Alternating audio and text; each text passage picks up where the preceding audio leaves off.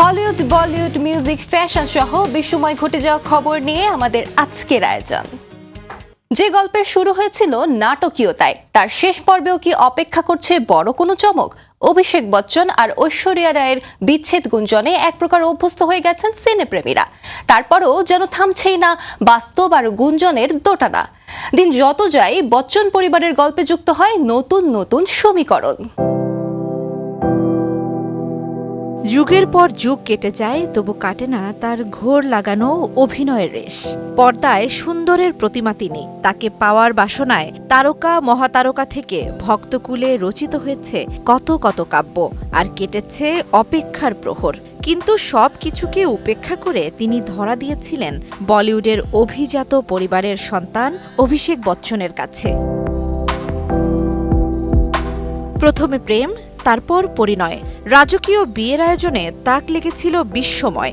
এরপর কোল আলো করে সন্তান আরাধ্যার জন্ম। সব মিলিয়ে সেই ঘর যেন চাঁদেরই হাট। এর মাঝেই কেটে গেছে 17 বছর। অতঃপর ঐশ্বরিয়া রায় আর অভিষেক বচ্চনের এই সমীকরণের অমিল এখন দৃশ্যমান। দীর্ঘদিন আলাদা থাকা নিয়ে বলিউডে গুঞ্জন থাকলেও এই গুঞ্জনে মোহর লাগে অনন্ত রাধিকার বিয়েতে, যখন বচ্চন পরিবার ও ঐশ্বরিয়াকে দেখা যায় আলাদা। এরপর সামনে আসে অভিষেকের পরকীয়া গুঞ্জন। সম্প্রতি মেয়ের আরাধ্যার জন্মদিনেও শুভেচ্ছা না জানানো, আর এবার ঐশ্বরিয়া নিজের নাম থেকে ফেলে দিলেন বচ্চন পদবী। সম্প্রতি দুবাইয়ের এক অনুষ্ঠানে যোগ দেন ঐশ্বরিয়া। সেখানে ঐশ্বরিয়ার নামে ছিল না বচ্চন পদবী। অনুষ্ঠানের সময় অভিনেত্রীর পেছনে থাকা স্ক্রিনে ফুটে ওঠে তার নাম ঐশ্বরিয়া রায়, আন্তর্জাতিক তারকা। বিশ্বের কাছে নতুন করে শুধু ঐশ্বরিয়া রায় নামেই পরিচয় দিলেন অভিনেত্রী। তাতেই শুরু হয়েছে জল্পনা কল্পনা। প্রশ্ন উঠেছে, তাহলে কি ভেঙেই যাচ্ছে এই জুটির 17 বছরের দাম্পত্য? জান্নাতুল দোলনা, সময় সংবাদ। গতকাল রাতে ঢাকায় এসেছেন পাকিস্তানের জনপ্রিয় সঙ্গীত শিল্পী আতিফ আসলাম ও আব্দুল হান্নান। তাদের সঙ্গে একই মঞ্চে গাইবেন দেশের তারকা শিল্পী তাহসান খান। জনপ্রিয় এই শিল্পীদের গান শুনতে বিকেল থেকে আর্মি স্টেডিয়ামে জড়ো হয়েছেন হাজারো দর্শক শ্রোতা। আরো জানাচ্ছেন তানভীর হাসান। দেখতেই পাচ্ছেন জমকালো আয়োজন, কানায় কানায় পূর্ণ সম্পূর্ণ মাঠ। দুপুর থেকে অসংখ্য মানুষ টিকিট কেটে প্রবেশ করেছে এই কনসার্টে।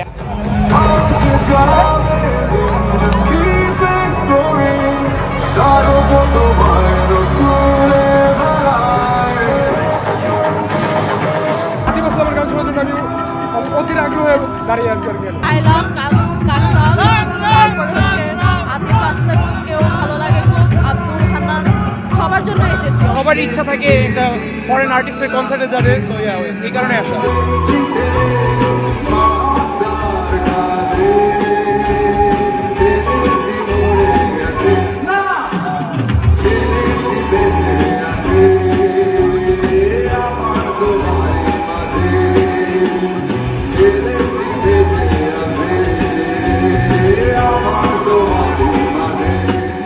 অ্যানিমেশন চলচ্চিত্রের ফ্যান যারা, মোয়ানা তাদের কাছে এক বিশেষ অনুভূতির নাম।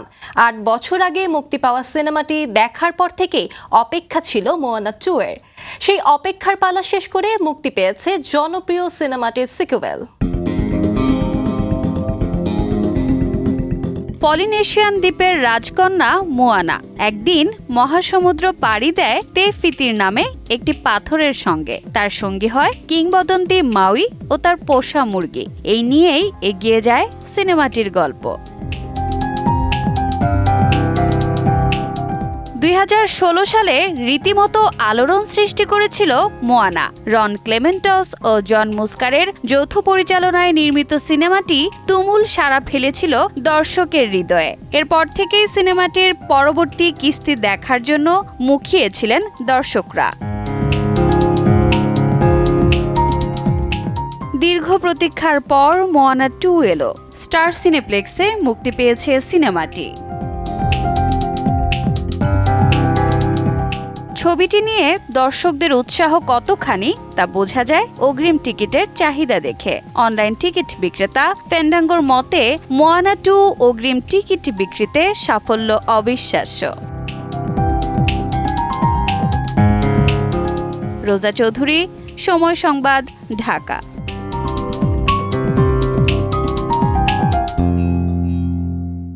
দীর্ঘ ৯৫ বছরের সিনেমা যাত্রা, উত্থান পতন পেরিয়ে আবারও সাফল্যের মুখ দেখছে পাকিস্তানি ফিল্ম ইন্ডাস্ট্রি। উপমহাদেশের অন্যান্য ইন্ডাস্ট্রির তুলনায় খানিকটা ছোট হলেও তরুণ নির্মাতাদের মুনশিয়ানায় ললিউড চলচ্চিত্রে যুক্ত হচ্ছে নতুন নতুন পালক। পাকিস্তানি সিনেমার আদ্যপান্ত জানাচ্ছেন নিয়াজ শুভ।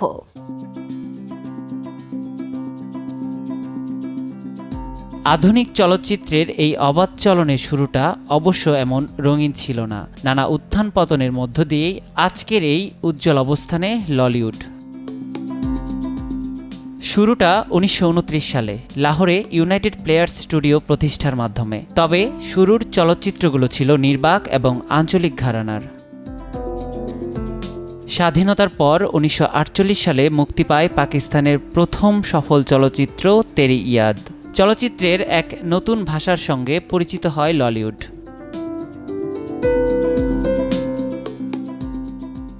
ষাটের দশকে পাকিস্তানের চলচ্চিত্র শিল্প আরও প্রসারিত হয়, বিস্তৃত হয় বিতরণ ব্যবস্থা, যা শুধু পাকিস্তানেই নয়, দক্ষিণ এশিয়ার অন্যান্য দেশেও বাণিজ্যিক সফলতা পায়।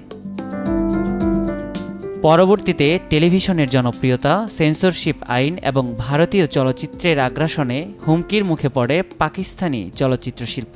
এ সময় হল বন্ধের পাশাপাশি অনেকটা স্থবির হয়ে যায় সিনেমা শিল্প।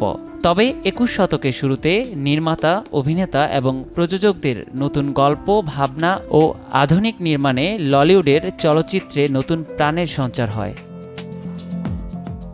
বর্তমানে ললিউডে তৈরি হচ্ছে বিশ্বমানের বাণিজ্যিক এবং শিল্পধর্মী চলচ্চিত্র। ওয়ার, জয়ল্যান্ড এবং দ্য লিজেন্ড অব মাওলাজাটের মতো চলচ্চিত্রগুলো আন্তর্জাতিক অঙ্গনে প্রশংসিত হওয়ার পাশাপাশি পাচ্ছে বাণিজ্যিক সফলতাও। সিনেপ্রেমীদের প্রত্যাশা, ললিউডে লেখা হবে এক নতুন, মুক্ত এবং চিন্তাশীল চলচ্চিত্র ইতিহাস। নিয়াজ শুভ, সময় সংবাদ। নিরাভ ছাই রঙের একটি পোষা বিড়াল তাড়া করছে বাদামি রঙের একটি ইঁদুরকে, কিন্তু বারবার মুঠো গলে বেরিয়ে যাচ্ছে চালাক ইঁদুর। এভাবেই চলতে থাকে ইঁদুর বিড়ালের টকমিষ্টি সমীকরণ।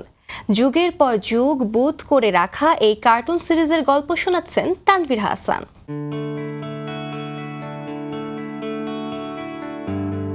১৯৩৭ সাল। নতুন একটা কমিক চরিত্রের জন্য আদা জল খেয়ে মাঠে নামেন অ্যানিমেটর ও গল্পকথক জোসেফ বারবেরা। সঙ্গে নিলেন পরিচালক উইলিয়াম হ্যানারকে। ইঁদুর আর বিড়াল নিয়ে গল্প, বিষয়বস্তু দ্বৈরথ। বানানো হয় পুশ গেটস দ্য বুট। সে সময় বিড়ালের নাম দেয়া হয় জাসপার আর ইঁদুরের জিংস, সঙ্গে এক গৃহপরিচারিকা। শর্ট ফিল্মটি মুক্তি পায় ১৯৪০ সালের ১০ ফেব্রুয়ারি। কিন্তু কে জানতো এখান থেকেই শুরু ইতিহাসের অন্যতম জনপ্রিয় এক কার্টুন জুটির।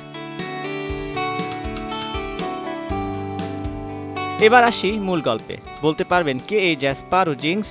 হয়তো চিনতে পারবেন না, কিন্তু যদি বলি টম এন্ড জেরিকে চিনেন, তখন হয়তো মনের কোণেই ভেসে আসবে অনেক আবেগ। দুষ্টু মিষ্টি ঝগড়ার গল্প। হয়তো টিভি বা ইউটিউব ছেড়েও বসে যেতে পারেন দেখার জন্য। হ্যাঁ, এই জ্যাসপার আর জিংসই হলো টম এন্ড জেরির প্রথম রূপ। সেই যে শুরু, এরপর ২ দশকে নির্মিত হয়েছে কার্টুনটির প্রায় ১০০ পর্ব। একটা পর্ব নির্মাণে সময় লাগত কয়েক সপ্তাহ, ব্যয় হতো প্রায় $৫০,০০০। আবহ সঙ্গীতে ছিল স্কট ব্র্যাডলি ছোঁয়া, আর টম যে মাঝে মাঝে মানুষের মতো চিৎকার করত, সেই কণ্ঠটা দিতেন স্বয়ং হ্যানা। পরিচালক হ্যানা এবং অ্যানিমেটর বারবেরা যে শুধু টম এন্ড জেরির স্রষ্টা তা কিন্তু নয়। বিখ্যাত কার্টুন স্কুবিডু, দ্য স্মার্টস এবং ইয়োগি বিয়ার, এসব কার্টুনও তাদেরই অমর সৃষ্টি। জনপ্রিয়তার পাশাপাশি টম এন্ড জেরির পুরস্কারের ঝুলিটাও বেশ ভারী। কার্টুনটি অস্কারই জিতেছে ৭ বার। যাদের হাত ধরে এত জনপ্রিয় কার্টুনটি, তারাও আজ আর বেঁচে নেই। ২০০১ সালে মারা গেছেন নির্মাতা হ্যানা, আর ২০০৬ সালে পরলোকে গেছেন বারবেরা। তানভীর হাসান, সময় সংবাদ। সঙ্গীত দেশকালের সীমানা পেরিয়ে এক সুতোই গাঁথে সম্প্রীতির সুর। তাই তো ডিসেম্বর এলেই মনে পড়ে হাজার মাইল দূরের এক বন্ধুকে, যে ছিল বাঙালির মুক্তি সংগ্রামের একজন সহযোদ্ধা। গোটা পৃথিবীটাই তার দেশ। তাই তো আজীবন গিটারে সুর তোলার পাশাপাশি নিজেকে নিবেদন করেছিলেন মানব মুক্তির পথে। বিজয়ের মাসের দ্বারপ্রান্তে দাঁড়িয়ে শ্রদ্ধা ভরে স্মরণ করছি এই সহযোদ্ধাকে।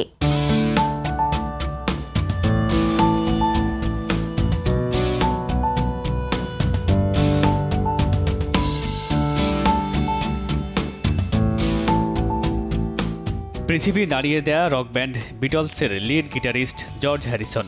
নীরবতা তার প্রিয় হলেও জীবনভর সরব ছিল গিটারের 6 তারে খেলা করা তার মোহনীয় আঙুল।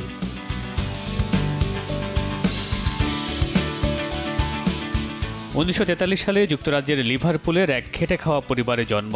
মাধ্যমিকে পড়ার সময় বাবার কিনে দেওয়া গিটার দিয়ে শুরু হয় সঙ্গীত যাত্রা। ভালো গিটার বাজাতেন বলে নজরে পড়েন এক বন্ধুর, যোগ দেন কোয়ারিম্যান ব্যান্ডে। বেশ কয়েকবার ভাঙা গড়ার পর ব্যান্ডটির নাম হলো বিটলস, আর দলের প্রধান গিটারিস্ট হিসেবে সামনে এলেন জর্জ হ্যারিসন। 60 দশকের মাঝামাঝিতে ভারতীয় সংস্কৃতির প্রতি আকৃষ্ট হন এই শিল্পী। পণ্ডিত রবিশঙ্করের কাছে সেতার শিখতে শুরু করেন। সে বছর প্রথম ব্যান্ডের গানে ইন্ডিয়ান ক্লাসিক্যাল ইনস্ট্রুমেন্ট হিসেবে ব্যবহার করেন সেতার। বিটলস ভেঙে যাওয়ার পর হ্যারিসন একাই চালিয়ে গেছেন গান যাত্রা। দীর্ঘ ব্যান্ড ক্যারিয়ার শেষে প্রকাশ পায় তার প্রথম album all things must pass. বাংলাদেশের জন্মলগ্নে 28 বছরের দীর্ঘকেশী ছিপছিপে গড়নের এই যুবক বাড়িয়ে দিয়েছিল সাহায্যের হাত। 1971 সালের 1 আগস্ট গানে গানে গোটা বিশ্বের মানুষের কাছে পৌঁছে দেন লাখ লাখ মানুষের অসহায় মুখ। সেদিন তার সুর করা ও গাওয়া গানটি ছিল সমগ্র বিশ্বের কাছে এদেশের মানুষের পাশে দাঁড়ানোর আকুল আবেদন। 1997 সালে হ্যারিসনের গলায় ক্যান্সার ধরা পড়ে। কয়েক বছর চিকিৎসার পর কিংবদন্তি এই শিল্পী 2001 সালের 29 নভেম্বর বিদায় নেন পৃথিবী থেকে। মৃত্যুর পর তার দেহভস্য ছড়িয়ে দেওয়া হয় কাশীর নিকটে গঙ্গা ও যমুনার জলে। মামুনুর রশিদ পনেল, সময় সংবাদ। এই ছিল বিনোদন বিশ্বের আজকের আয়োজন। সঙ্গে থাকুন সময়ের।